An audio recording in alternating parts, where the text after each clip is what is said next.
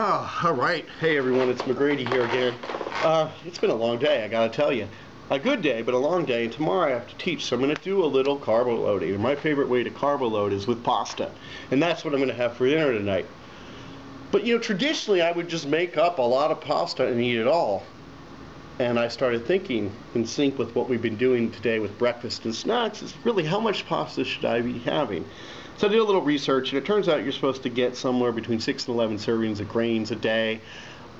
Usually, by the way I eat, that's going to leave me about 2 to have for dinner, and that's a good mantra too in terms of thinking about portion size for pasta. So let me just show you what I mean. This bowl right here is a mere shadow of what I'd eat in my other life. But now that I'm recognizing portion control techniques, I'm going to show you how to do this.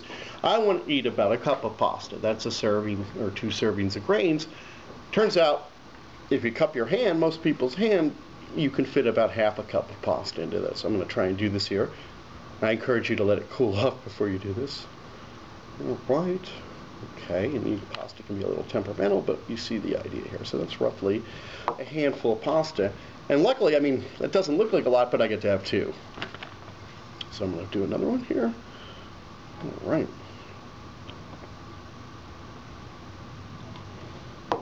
And, you know, so here are my 2 cups of pasta, which is actually a fair amount under its own right, but I know what you're thinking. You're thinking, well, that's less than I usually eat, and I'm thinking the same thing.